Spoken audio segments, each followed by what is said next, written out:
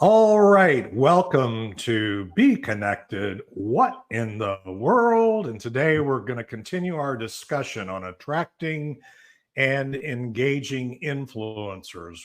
As we get started here, if you need introductions, the players that have been here have been on some of the other shows, and we're not going to take. This will be a 30-minute show, so put the timer on. We're going to be done at the top of the hour. And if wherever we get in this part, we'll pick up next time and we'll continue on. There's a lot more to talk about in the process of engaging influencers. So I'm right now, I have with me Rickey Wright, who is a serial entrepreneur and he's a journeyman networker. We've got a couple of networkers, including Deane, the DFW networking diva, but she's so much more than that. She's a collaborator. She's an inspiring person. You got to get to know. And she is enabling all of us on this platform to really level up our game. And I love that about Christine, and I love working with her. And Rickey is the writer, singer, songwriter for my theme song for my podcast. So I'm always, and he tends to be my wingman in our local networking group. And then Zip is here and kind of in the audience, but he is a ultimate connector and always has some interesting things. And if you're into pickleball, I would definitely reach out to Zip because he's a fanatic in that area. And good to see you again, Brad and Cheryl, and glad you're here. So let's get started. First of all, I'm going to give you a quick recap. I'm not going to spend long, so just dial in, and you can go back to the previous episodes to pick up anything that seems like you got in the middle of a conversation here.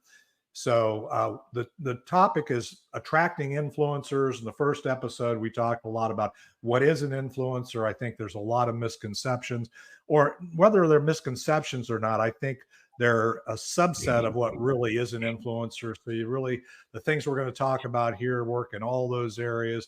We talked about the attraction mindset, and now we're into approach. So I'm going to go back, and as we looked at the approach, we talked about researching and identifying, and these were things to be ready to approach or get involved with an influencer. We'll talk about that, establishing some credibility and really generating some insights. So really what happened is in the first three, and today we're going to get into initiating that contact and then getting into that dialogue. And I know Christine and Nathan, who was on the call last time, he may join us. He's a little under the weather, but we kept wanting to jump into that, how to have this collaborative dialogue. So I'm sure we'll have some insights and examples there from Christine and whoever else is on here. The thing is, what we really accomplished in the three objectives that I have for those first three areas is really to build trust. You're really working to do your research, do your credibility building, kind of ensure you're ready to have that trusted relationship. If you're working with somebody that you already have that relationship, or if you've gotten a modicum of trust, we talked a little bit about how to engage them in social media and meetings and other types of things earlier. We also wanted you to begin to contemplate in those three steps, when you look at doing the research, focusing on your own credibility, is developing some strategic questions. And then the third thing you need to do in those first three steps is ensuring the understanding of the solutions that you may then propose and or try on with your influencer or the person you're having the conversation with. And then we're ready for the contact and meeting, or the collaborative discussion, as we talked about there. So that's kind of where we're at today. And as we get started, as we looked at it, Christine, I'm glad you're up and on screen here, because last time you said something that was very profound, and that is that you wanted to make sure that you were getting their attention and getting it in a way that served. The other thing is you got, I think, Nathan and you, and we were really kind of in violent agreement on the concept of listening and asking questions. I think I even used the quote, he who asks the most questions wins. So that's kind of when we get into the contact area and ultimately the dialogue. What when you think about it, being ready to make that contact and being prepared to ask those questions, what does that look like to you? Well, I mentioned before about mindset and thinking about what the possibilities are, and not, you want to know what some of those can be. So you're kind of ready and prepared to talk about those, but to be open minded to whatever that collaboration might look like. And I'm more than willing to share some of my experience. And when I've reached out to influencers, and sometimes it goes really well, and other times you go, uh oh, that did not go how I intended. I reached out to one recently and I had sent a message saying, hey, I saw you do this, this, and this. I'd love to get together and chat about possible collaborations.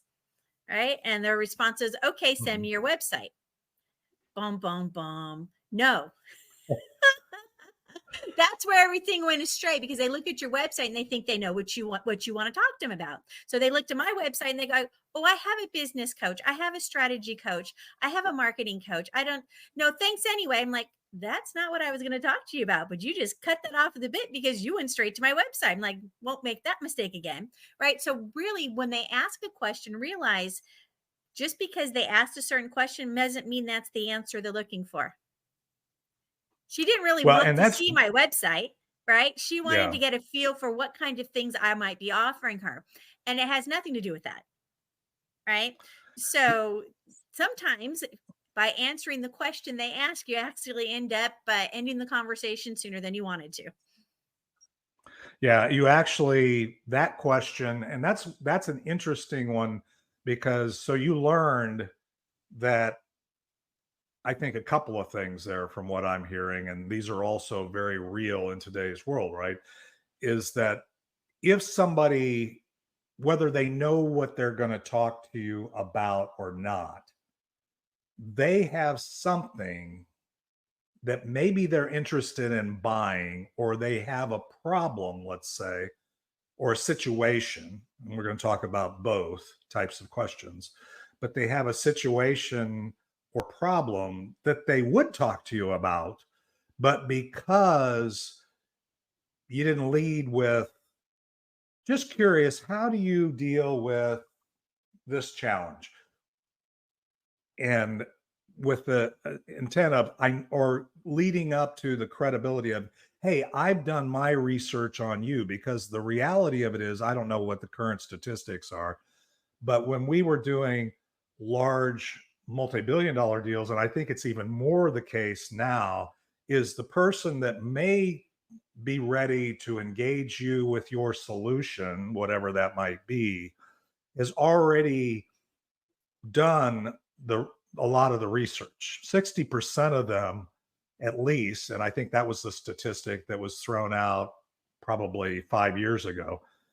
When we were doing it, it was at 50 to 60% of those already were either entertaining other solutions, maybe trying to do things internally to deal with a problem or a situation they had, and so on. So by just going in and saying, "Hey, I can make your world better," or "Hey, I want to get to know you," you end up with that, right? Show me your website. That's just Well, a and deferral. it's because they people have been pitched so much. They're expecting you to try and sell them something. So their first instinct is, what are you trying to sell me? Right? So I reached out saying I love to collaborate. I work with a lot of different businesses on collaborations. She automatically assumed that meant I was trying to sell her something, right? Even though I was clear, no, I'd love to give away free resources and collaborate, is actually what I led with. But how they choose to interpret that, right, doesn't always work. And they're not used to people giving them free things or wanting to collaborate. They're used to people wanting to sell them something. Sure, I'll collaborate if you pay me. No, that's not what I was talking about. Yeah, and the other thing that's probably in that same vein is how many people are reaching out to, especially influencers, especially somebody who has the ability to buy big, if you will, in any area. How many of those are coming in unprepared? In other words, if you can come in and lead with, hey, I know your business. I mean, obviously, if you know them and they know you and you have a relationship, that's the best place to be. But let's say you don't. Let's say you don't have that relationship. They don't even know, like I think what Christine was saying, they don't know you. They don't know that you know. So, kind of prefacing the I'd like to do this is I'm assuming these things. Now, we're not getting into the collaborative dialogue.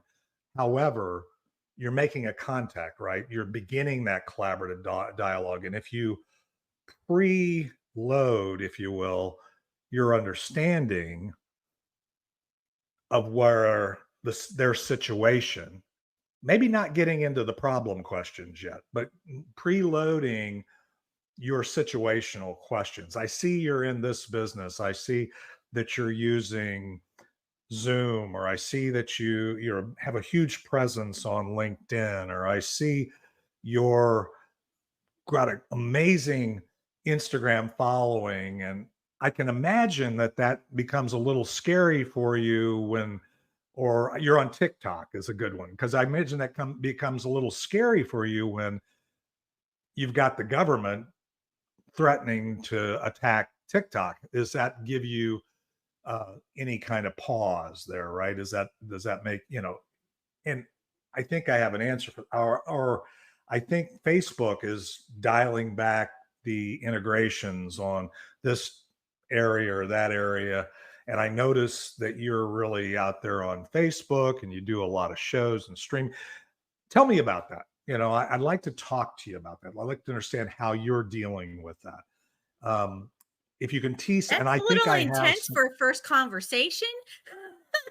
But well, if it gets you into a conversation with them, hey, that's fantastic. But well, again, the key is those first three steps, your research, other thing else, you've done some kind of micro, I don't want to go into a macro aggressive state, right? I mean, go in and then right. go full frontal assault here. I'm really suggesting that, and kind of combining it, but these are the kinds of things that you want to seed in the thing. So they're not coming in saying, okay, because how many times have you got into conversation? So tell me a little bit about your business. I mean, Yeah, how that's not much really a good way time? to start it, right? You've reached out to them. You should Right. already know something about their business at that point. Like for me, I mentioned Absolutely. collaboration, and her first Mhm. response was, "Oh, you've intrigued me." And then she's like, "Let me see your website." So next time I won't send them a website. I was like, "Great, I'm so glad I've intrigued you. Let's have a conversation." Let's skip the website Yeah. part because that just leads them off the side, right? I've also done things like, have you considered an affiliate program before? And some people are like, no, but I'm interested. Other people are like, no, and I'm not interested, right? It just depends on who it is. But it's unusual to come across an influencer that's not interested in an affiliate program. Even though they may get approached quite often, they get to pick and choose what they want to get involved in. But usually they're going to Mhm. understand, if they're an experienced influencer, that affiliate programs are a great way to make money.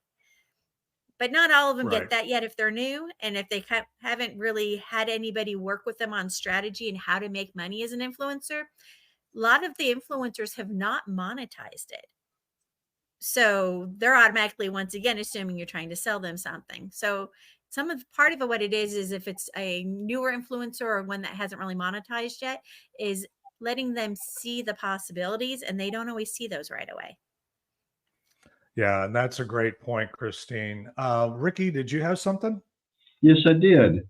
I'm going off and on with my mic when they're doing work here at my house. When they get real loud, I turn it off. So, well, one thing Christine said that caught my attention was that when you're making that first contact with somebody and they immediately go to, what are you trying to sell me? I always, I didn't fall off the cabbage truck yesterday. So when that happens, it makes me realize that's exactly how they're doing. They're like an attack dog, and they're selling first before there's any conversation about collaboration or anything. So they're just reacting to how they react, how they do their business. So when that happens to me, I realize that that's just, they're just coming on with the way they do business. So they're expecting me to be jumping on them like an attack dog. So projecting, yeah. Sometimes Yeah. people will project like that, and other times they've just been so inundated with messages that they didn't want, right? They're just like, oh no, not another one, right? Yeah, I often react the latter way that you're talking about, Christine, is just that I've mentioned many times, I can go to my LinkedIn right now. I can find, I guarantee I've got 35 to 40. Hey, I'd like to connect and do this kind of thing. And some of them have some pretty good approaches, but generally speaking, when they say, hey, I see you got an impressive profile. I see you've done a lot of stuff. They look at your latest, where you're at and say, hey, I've got an idea for, and I'm like, okay, so what? If you're going to lead with that here. So I think one of the things you said, Christine, which I think is a really good thing for people to understand is, I know I'm talking about a lot of where you're going, but you can't go there too fast. I mean, one of the kiss of death in today's world, in my opinion, and by the way, my show, you're going to get my opinion, is that being a product evangelist. I know we're all excited about BeeKonnected. We're excited about a lot of different things, and we're encouraged to be excited. And there's nothing wrong with being excited. But when you're going in to talk to an influencer, if they don't care about, let's say they really love Zoom, or they really love LinkedIn, or they really love some of the other tools, going in and saying, I got a better one of those or whatever, if they don't see that as a problem, you're way early and you're going to kill that conversation, right? Do you have that same experience, Christine? You're Right. a marketer. Part of it is you kind of have to take a look at what they're currently using. If you're looking at their posts and what seems to be the kind of things that they like to do, their personality, right? You want to feature those cool things that we have on BeeKonnected that are unique, that would be something they would be interested in. Like pitching about how cool it is to live stream to somebody who has no desire to live stream doesn't do you any good, right? So you really got to look at what features we have that might be of interest. Yeah, and I think that the strategic questions about, kind of whether you're now into the conversation and you've made the contact. Whether you're into the conversation, made the contact, or you're just trying to get their attention. It's kind of a fine line, right? And it's really more, you're continuing a thread, and you're getting to where you've moved down the funnel from this level up here down to where we're doing what we have here. That's one of the things I always say about BeeKonnected. When I'm getting to the place where I'm having a one-to-one meeting with you, like I did last week with the Pampered Chef leadership, and got into that conversation and had a good strategic conversation, you've got to very quickly establish, even in the emails or the texts or however you're communicating with them, that they think you understand enough about them that they're not going to have to spend a whole bunch of time bringing you up to speed, because there's tons of people that they could engage that they might already know that they don't have to bring up to speed. And so you're now differentiating in a bad way. So you really want to get in there, however you do it in that dialogue, to demonstrate. In our Yeah, case, differentiate sure, yourself in a good way, right? So what is yeah, it that makes you unique? What do you bring to the table? For me, I have a lot of resources that I love to share. I love to co-host with people, right? If they do book launches and things like that, I do that kind of stuff just because I like somebody. You don't have to necessarily pay me to do that, right? Sometimes I just want to be a part of it. So if you've got somebody that, I love sharing classes. I love sharing free resources, right? I've been posting all week for different classes you can sign up for free, right? So all that kind of stuff. So what it is that you bring to the table that something that they'd be interested in. So if they have a whole bunch of classes, say, I love meeting other people that are teaching classes so I can help share them with my family, right? And my friends and my network. Right. So whatever it is that you want to lead with to kind of get their attention, you got to look at their personality and see what that might be.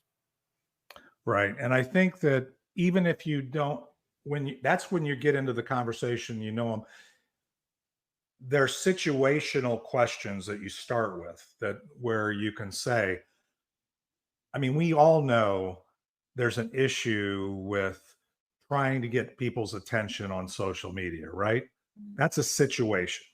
And we also know that if you have the means or the resources to get people's attention, it's going to cost you a lot more than most people realize. So I'm interested in how you're dealing with the dialing back of this capabilities, or the fact that nobody can see you, even though you're an influencer, without you doing a lot of paid advertising, paid promotion on platform, whatever, or on in general. Just, I'm curious about that, because I think I have some answers there. I have some things we could talk about. However you do that without being pitchy, right? You're just saying, hey, it's even with you, Christine, for example, you're having other conversations. In Accenture, where I had a whole consulting company across all industries, I always had those insights already. I kind of were already teed up. So maybe we weren't working with this client that we wanted to work with, right? But we were working with this client, or we had this experience, and we saw that it helped them. So you're really just kind of taking that research, that awareness, whatever it might be, and you're porting it over to this guy, and you're saying that immediately does a couple of things. It, number one, shows you kind of understand something. If they just say, "Yeah, I don't have any problem with that," okay, then you move on. There might, ideally you want to prepare for, we have a complex solution to a complex problem, if you will. So I would prepare different strategic questions on their situation. Are you having trouble keeping track? How are you monetizing your influence? If in fact they're the influencer in the way we kind of think of them today. If they have a company, they might not even care about being an affiliate or anything else, because it's not their core business. But they would care, or their CFO would care, if they're spending 10 times what they need to spend in this area. But again, cost is not the thing. It's just the cost of the tool when it comes to like BeeKonnected or some software solution, or even outsourcing some function that you have. It's not just in the price of the product. It's in the time, the resource, the energy, right, that people have to invest. And when you get that situational strategic conversation going, then you can start saying, they're saying, yeah. And then you can say, how does it creating a problem for you? Is it creating a problem? In other words, you get into then, well, since you are worried about that, or you're spending how are you dealing with that? Or what's the effect? What is that doing? How are you, what kind of problem does that create for you? Even though you kind of know what the answer was going to be, right? The idea is it's kind of like a lawyer. Don't ask questions you don't know the answers to. So you know what, if they have the problem, what they're going to answer. Rickey, did you have something? No, I came back on because they I think went to lunch. Okay, they got quiet. Okay, well, I just wanted to make sure I do it. We've only got a few minutes left, Christine, and so we'll kind of revisit this, and we're going to come back to the actual dialogue. But I want to tee up this whole conversation about listening. So we want to start off with recognizing their situation from what we can see, and then having some questions, usually three. I recommend three questions, the top three questions that you have that confirms that they are having potentially that situation. You won't need to go any deeper than that, because then when you start talking about problem and the implications of the problem, then you're into the collaborative dialogue. Then you're into not just the contact, you're into the collaborative. And then you can say, okay, given that problem, giving the implications of that, then you can start engaging. We'll talk about that the next time in terms of kind of some techniques for that. We're not going so deep that you can walk away from here and say, okay, I've got it. But hopefully we're provoking some thoughts that y'all have on that. So Rickey, did you have any other thoughts around the whole situational types of conversation when you work with people in the area of merchant services or whatever? What kind of situational questions do you ask them?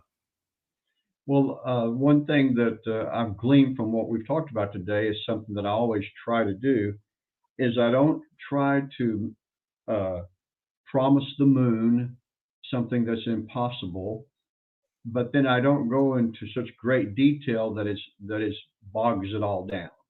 So Right.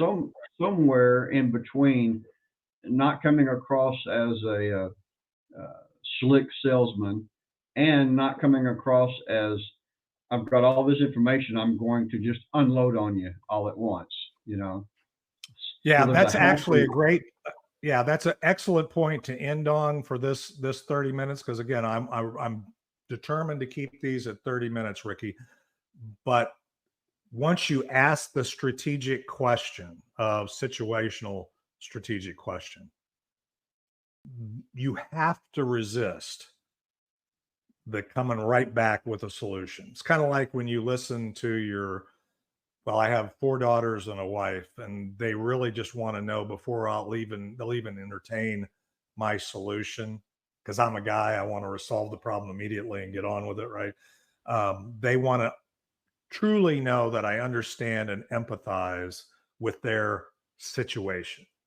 And that is the objective of the first step in the content or the contact, and then the first step in ultimately creating that creative dialogue around their situation, where you get into clearer definition of the problem, get into the implications of that problem and what it means to them, and what it would mean to them to ultimately solve that problem, so that you can then create a value based outcome for them.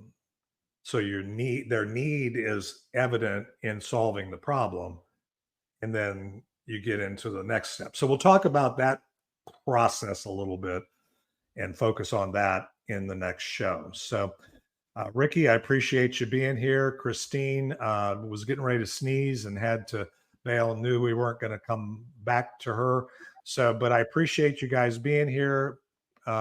Brad and Cheryl, Caroline, I appreciate you being here.